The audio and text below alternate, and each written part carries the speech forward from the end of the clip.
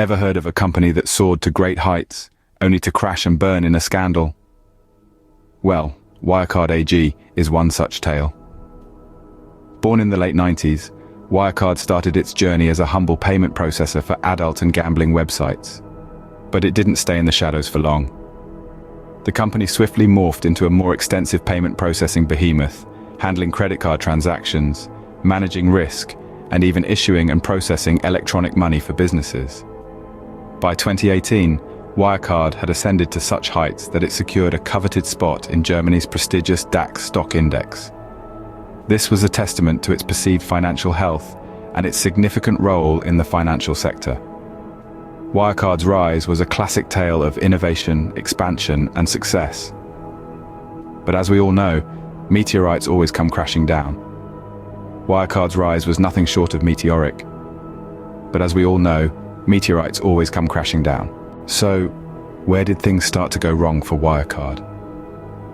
Let's rewind to 2015. It was around this time when the first signs of trouble began to appear, like faint cracks in a seemingly unassailable fortress. The Financial Times, a well-respected financial newspaper, started publishing a series of reports, casting doubts on Wirecard's accounting practices. These reports suggested that Wirecard might not be the financial titan it appeared to be. Instead, it was suspected of inflating its revenues and profits through fraudulent means. Yet, the true extent of the problem remained hidden until a pivotal moment in June 2020, a moment that would forever tarnish Wirecard's reputation. The company was forced to admit that a staggering 1.9 billion euros, or approximately $2.1 billion, supposedly held in trustee accounts in the Philippines, likely did not exist. This revelation was not a result of Wirecard's own admission, but rather it was brought to light after its auditor, EY, refused to sign off on the 2019 accounts.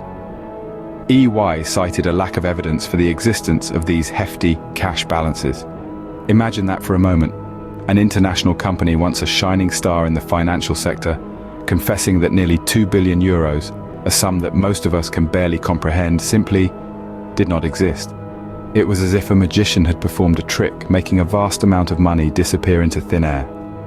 However, this was no magic trick. This was a shocking revelation of corporate fraud on an unimaginable scale, a scandal that would have profound repercussions for Wirecard and its investors. The fallout from this revelation was immediate and catastrophic. The trust that Wirecard had built over the years was shattered in an instant, like a glass house pelted with stones. The revelation of missing funds was a cataclysmic event that shook the very foundation of Wirecard. It was the beginning of a downfall that would mark one of the most dramatic collapses in the tech and financial industries. But the story doesn't end there. As we'll see in the next scene, the impact of this scandal was far-reaching, and its effects are still being felt today. And then, the inevitable happened. The house of cards that was Wirecard began to crumble. Once a titan of the financial tech industry, lauded for its innovative solutions, Wirecard's stock price took a nosedive. The revelation of the missing $2.1 billion in June 2020 sent shockwaves through the market. In a matter of days, Wirecard's stock price plummeted, losing over 98% of its value. The company, which was once valued at more than $27 billion, saw its market value collapse. The illusion of prosperity, carefully crafted over the years, shattered. But the downfall didn't stop at the stock market. Wirecard, in a desperate attempt to salvage what was left, filed for insolvency by the end of June. This marked one of the biggest corporate failures in post-war German history. It was a stark contrast to the company's once lofty position in Germany's prestigious DAX stock index. However, the ripple effects of Wirecard's fall were not just confined to the financial sector. The scandal's fallout reached the highest echelons of the company. Wirecard's CEO, Markus Braun, found himself in the eye of the storm. Braun, who was once hailed as a visionary leader, was arrested and accused of being part of a criminal group. The charges were grave. Braun and his accomplices were alleged to have inflated the company's balance sheet and revenue to make it appear more attractive to investors and customers. The man who once stood at the helm of a multi-billion-dollar company was now at the center of one of the most significant financial frauds in recent history. The fall of Wirecard was a shocking event, marking one of the biggest corporate failures in post-war German history. The scandal served as a stark reminder of the potential consequences of corporate fraud, the importance of stringent financial oversight, and the need for transparent accounting practices.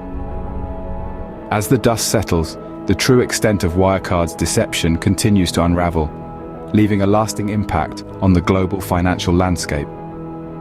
The Wirecard scandal didn't just affect the company, it sent ripples through the entire financial sector. The fallout was immense and far-reaching. Investors and shareholders were among the hardest hit. Many of them, including a significant number of retail investors, saw their investments evaporate overnight. Billions of euros were lost in the blink of an eye, a financial catastrophe of staggering proportions. Yet the exact number of victims and the total amount lost remain elusive, buried in the rubble of the stock price collapse. The banking and financial sector was not spared either. The scandal raised serious questions about regulatory oversight in Germany.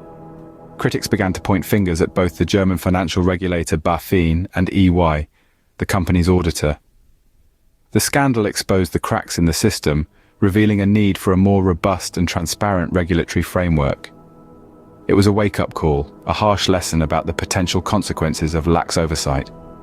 But the scandal's reach extended far beyond Germany's borders.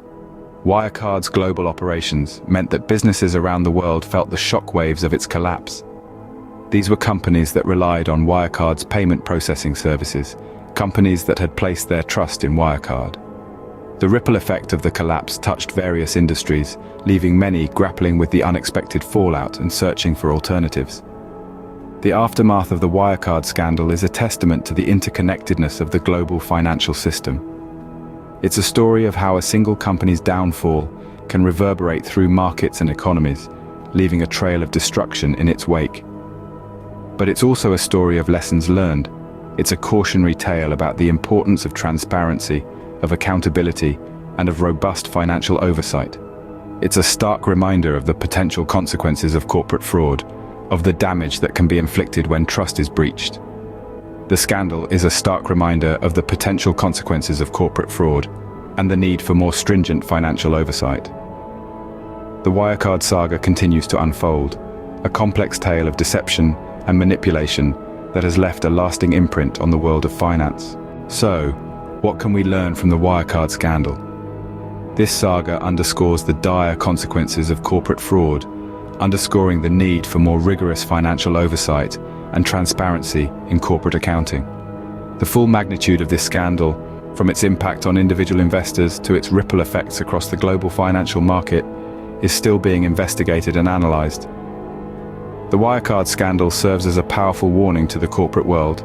It's a story of ambition, deception, and a catastrophic downfall that will echo through the annals of financial history.